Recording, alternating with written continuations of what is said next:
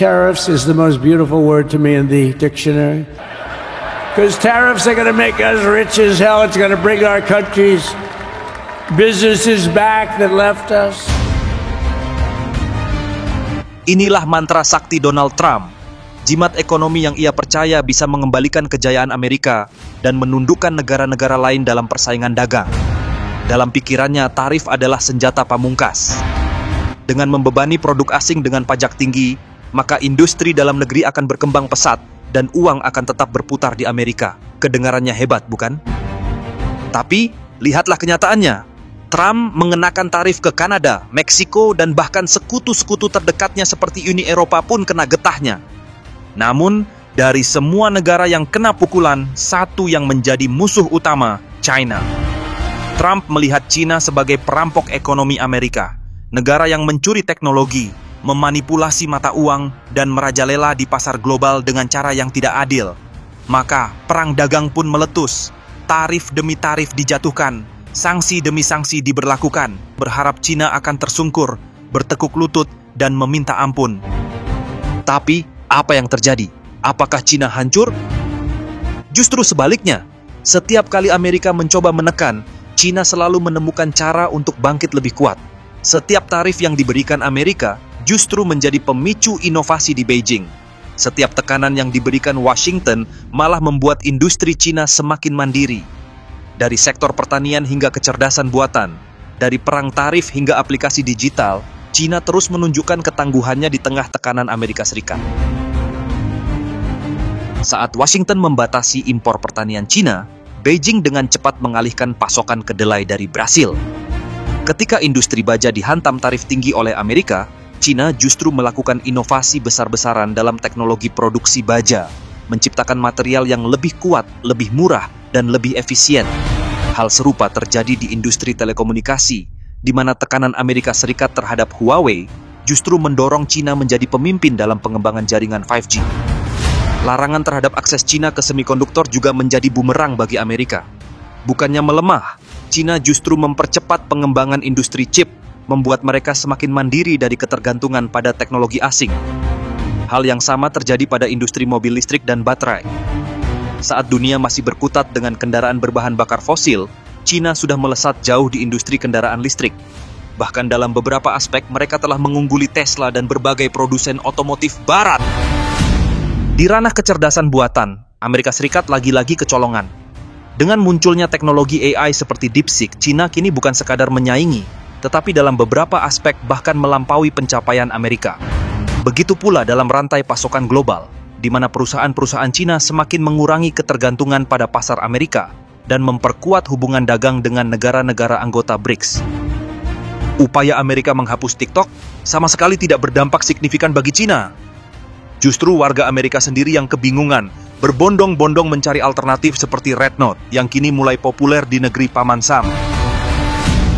Dan bagaimana dengan tarif impor 10% yang diterapkan Trump terhadap produk-produk China? Beijing tak tinggal diam. Mereka membalas dengan langkah strategis, mengenakan tarif 15% terhadap ekspor batu bara dan gas alam cair Amerika, serta 10% terhadap minyak dan peralatan pertanian. Semua ini menunjukkan satu hal yang jelas. Setiap kali Amerika berusaha menekan, China justru menemukan jalan baru untuk semakin maju. Apakah ini awal dari runtuhnya dominasi teknologi Amerika? Bagaimana China mampu mengubah tekanan menjadi peluang emas? Dan yang paling penting, siapa sebenarnya yang kalah dalam perang dagang ini? Jawabannya akan mengejutkan kita. Dan kita akan membahas semuanya dalam video ini. Salah satu langkah paling berani yang diambil China adalah melarang penggunaan chip Intel dan AMD di sektor pemerintahan, militer, dan berbagai institusi negara.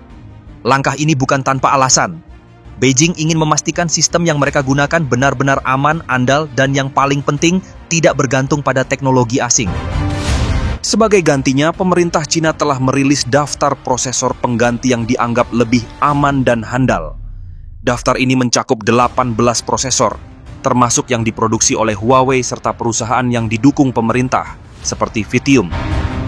Aturan ini pertama kali diperkenalkan pada bulan Desember tahun 2023 dan kini sudah mulai diterapkan. Dampaknya, bisa jadi pukulan telak bagi Intel dan AMD, sebab pasar Cina sendiri menyumbang 27% dari total pendapatan Intel yang mencapai 54 miliar dolar. Sementara bagi AMD, Cina berkontribusi 15% dari 23 miliar dolar pendapatannya tahun lalu. Artinya, jika Cina benar-benar memutus ketergantungannya, ini bisa jadi mimpi buruk bagi dua raksasa chip asal Amerika. Beijing paham betul bahwa di era perang dagang dan persaingan teknologi, ketergantungan pada perangkat keras buatan Amerika bisa menjadi ancaman yang tidak main-main. Bayangkan jika prosesor yang digunakan di sistem pemerintahan dan militer Cina memiliki backdoor atau celah keamanan yang bisa dimanfaatkan oleh intelijen Amerika. Ini bukan paranoia. Sudah ada banyak laporan tentang bagaimana NSA atau Badan Keamanan Nasional Amerika Serikat melakukan penyadapan melalui perangkat keras dan perangkat lunak buatan Paman Sam. Bocoran dari Edward Snowden, mantan kontraktor NSA, mengungkap bahwa Amerika selama bertahun-tahun memasang backdoor di berbagai perangkat teknologi, termasuk chip, server, hingga sistem operasi yang digunakan di seluruh dunia. Salah satu skandal terbesar adalah program PRISM, di mana NSA diam-diam mengakses data dari perusahaan teknologi raksasa seperti Microsoft, Google, Apple, hingga Facebook. Lebih dari itu, dokumen yang bocor juga menunjukkan bahwa NSA pernah secara sengaja menanam malware di firmware hard drive buatan perusahaan seperti Western Digital, Seagate, dan Toshiba, sehingga memungkinkan mereka memata-matai komputer di berbagai negara, termasuk Cina. Kasus lainnya terjadi pada tahun 2018, ketika Bloomberg melaporkan bahwa microchip kecil buatan Amerika ditemukan tertanam di server yang digunakan oleh perusahaan-perusahaan besar, termasuk Apple dan Amazon. Microchip ini disebut-sebut memungkinkan pihak tertentu untuk mengakses data secara diam-diam, sesuatu yang tentu sangat berbahaya bagi negara yang menjadi musuh geopolitik Amerika. Oleh karena itu, sangat wajar jika Cina tidak ingin mengambil risiko. Jika Amerika bisa menyusup ke sistem negara lain melalui perangkat keras buatan mereka sendiri, lalu siapa yang bisa menjamin bahwa chip Intel dan AMD yang digunakan di Cina tidak memiliki celah serupa? Inilah sebabnya Beijing memutuskan untuk benar-benar beralih ke produk dalam negeri. Bukan hanya demi kemandirian teknologi, tetapi juga untuk melindungi rahasia negara dari kemungkinan penyadapan ala NSA. Cina memahami bahwa di era modern, penguasaan teknologi adalah kunci supremasi geopolitik. Dan dalam dunia teknologi, tidak ada yang lebih penting daripada semikonduktor. Komponen kecil ini adalah otak dari hampir semua perangkat elektronik, mulai dari ponsel pintar, komputer, kendaraan listrik, hingga sistem militer canggih. Tidak heran jika Taiwan, yang merupakan penguasa utama industri semikonduktor dunia, menjadi salah satu wilayah paling diperebutkan dalam rivalitas global antara Cina dan Amerika Serikat. Taiwan menyumbang hampir 70% dari total produksi semikonduktor dunia, dan lebih dari 90% chip paling canggih yang digunakan dalam berbagai perangkat teknologi mutakhir. Perusahaan seperti TSMC atau Taiwan Semiconductor Manufacturing Company memiliki kemampuan manufaktur yang tidak tertandingi. Jika Taiwan jatuh ke tangan China, Beijing akan memiliki kendali atas salah satu elemen terpenting dalam ekonomi global. Amerika Serikat tentu tidak ingin hal ini terjadi karena artinya Cina bisa secara drastis menghambat pasokan semikonduktor ke negara-negara barat, termasuk Amerika sendiri. Namun, bagi Cina, Taiwan bukan hanya soal semikonduktor. Secara historis, Beijing menganggap Taiwan sebagai bagian dari wilayahnya dalam prinsip satu Cina. Sejak tahun 1949, ketika Partai Nasionalis Kuomintang melarikan diri ke Taiwan setelah kalah dalam perang saudara melawan Partai Komunis, pulau ini telah menjadi duri dalam daging bagi Beijing.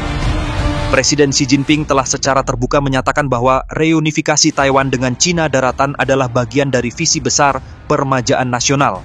Artinya, bagi Beijing, Taiwan bukan hanya pusat teknologi strategis tetapi juga masalah kedaulatan yang tidak bisa ditawar-tawar. Sementara itu, Amerika Serikat melihat Taiwan sebagai aset geopolitik yang sangat penting. Secara geografis, Taiwan berada di jalur perdagangan paling vital di dunia yang menghubungkan Samudra Pasifik dengan Asia Timur. Jika Taiwan jatuh ke tangan Cina, Beijing akan memiliki kebebasan untuk memperluas kekuatannya ke seluruh Asia Pasifik dan bahkan menyaingi dominasi maritim Amerika di kawasan tersebut.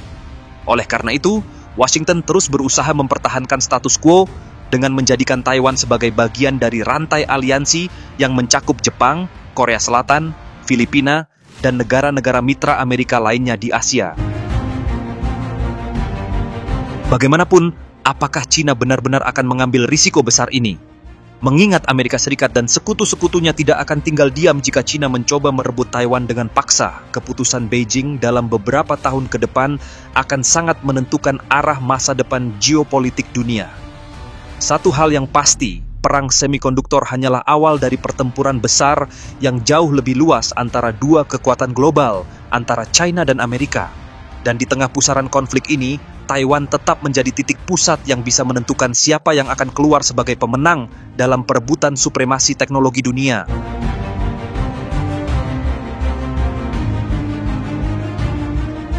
Masalah lainnya adalah kecerdasan buatan atau AI yang kini menjadi medan perang baru antara China dan Amerika.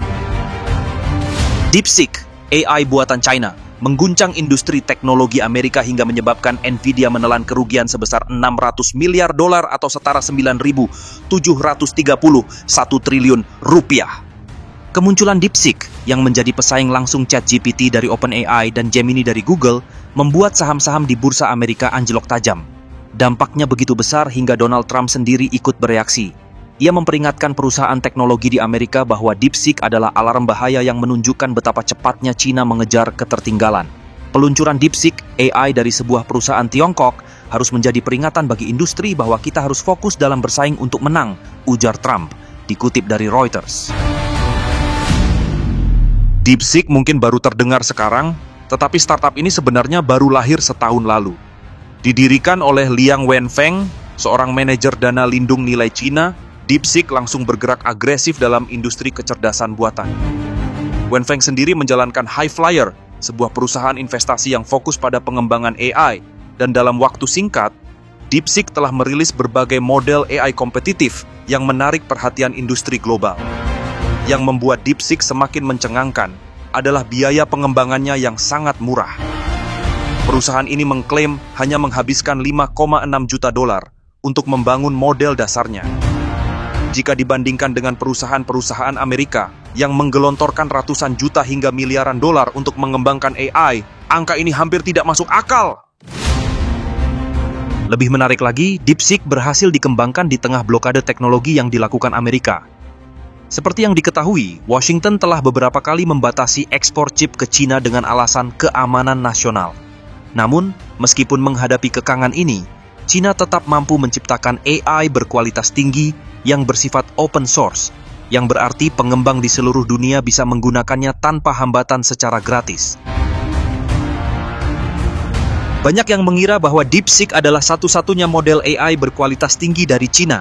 Namun kenyataannya ada lebih dari 10 model AI tingkat atas yang dikembangkan dari nol. Persaingan AI di China pun tidak hanya terjadi antar perusahaan, tetapi juga antar kota besar seperti Beijing, Shanghai, dan Guangzhou, yang berlomba-lomba menjadi pusat inovasi AI terbesar. Salah satu contoh model AI unggulan adalah Qwen 2.5 milik Alibaba, yang bahkan mendapatkan peringkat lebih tinggi dibandingkan DeepSeek. Sementara itu, di Amerika Serikat, persaingan dalam pengembangan AI lebih terpusat, dengan hanya 5 laboratorium yang benar-benar bersaing di bidang ini. Hal lain yang kini menjadi medan perang dagang Amerika dan China adalah industri mobil listrik. Seperti yang kita tahu, China saat ini sudah menjadi pemimpin dunia dalam produksi kendaraan listrik, mengungguli merek-merek besar dari Amerika dan Eropa. Mereka menawarkan teknologi canggih dengan harga lebih murah, membuat mobil listrik buatan China semakin populer di pasar global.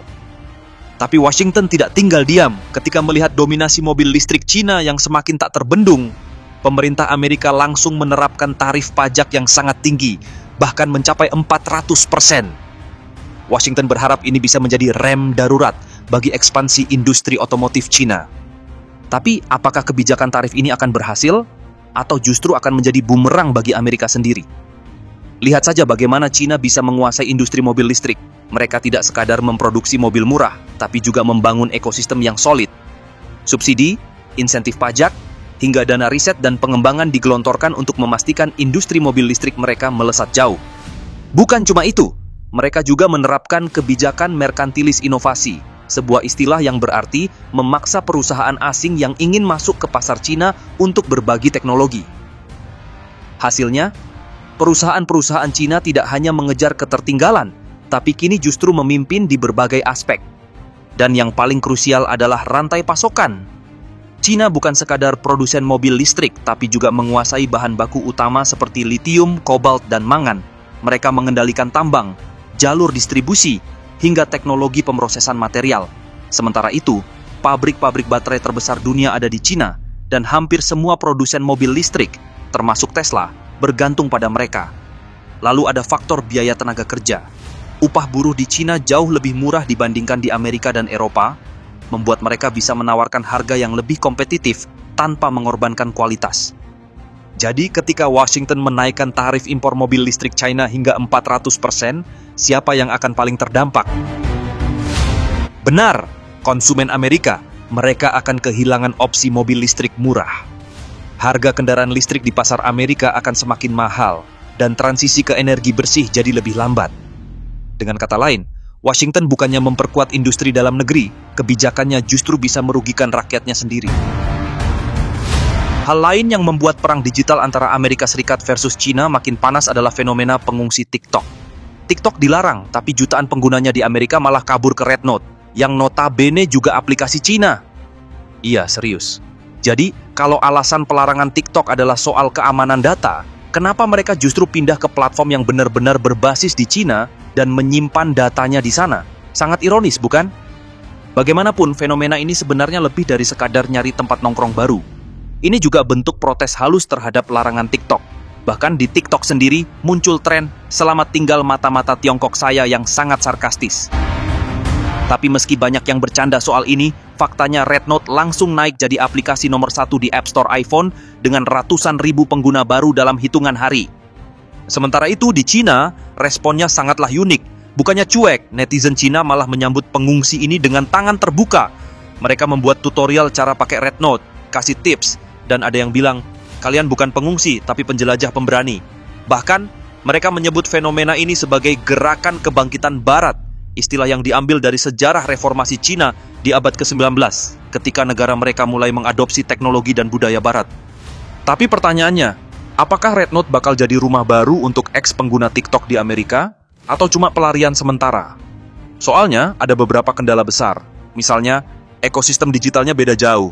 Kebanyakan kontennya berbahasa Mandarin, dan sekarang mereka sedang buru-buru merekrut moderator bahasa Inggris untuk menghandle lonjakan user baru. Belum lagi, kalau pemerintah Amerika merasa Red Note juga ancaman, mereka bisa saja tekan Apple untuk menghapus aplikasi ini dari App Store. Bagaimanapun masih ada opsi lain untuk para pengungsi TikTok ini seperti Lemon 8 yang juga dimiliki oleh ByteDance. Aplikasi ini sudah lama ada di Jepang dan beberapa negara lain, dan sekarang mulai naik daun di Amerika. Bedanya, Lemon 8 menyimpan data pengguna di luar China, termasuk di Amerika Serikat dan Singapura. Tapi masalahnya, jika TikTok bisa dilarang, Lemon 8 juga bisa kena nasib yang sama, karena toh masih ada hubungannya dengan ByteDance. Di sisi lain, platform lokal seperti Instagram Reels dan Shorts sebenarnya bisa jadi pilihan.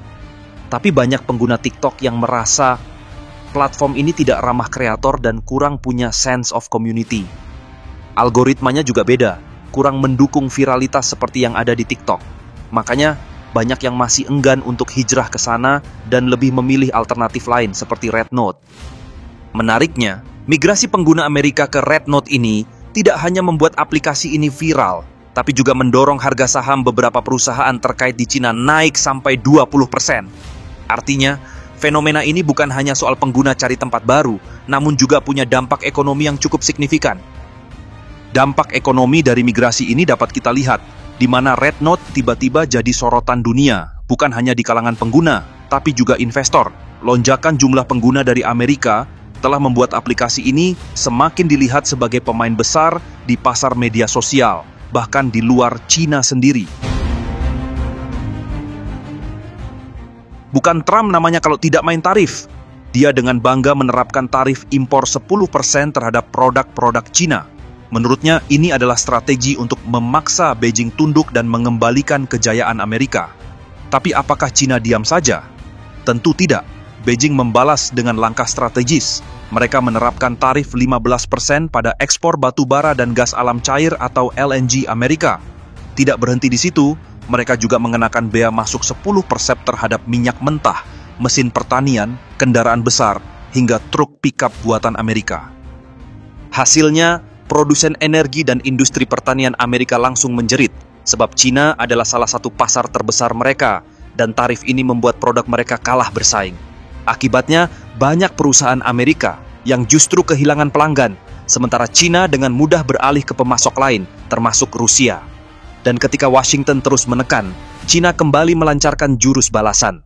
Mereka membatasi ekspor logam langka seperti tungsten, telurium, bismut, molibdenum, dan indium, di mana semuanya merupakan material kunci untuk industri teknologi, pertahanan, dan manufaktur di Amerika. Bayangkan, tanpa logam-logam ini, banyak industri di ASLS yang terhambat.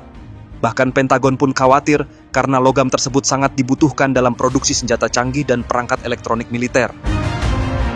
Pada akhirnya, Trump mungkin berpikir tarif akan memukul Cina, tapi kenyataannya, Beijing sudah siap dengan segala kemungkinan.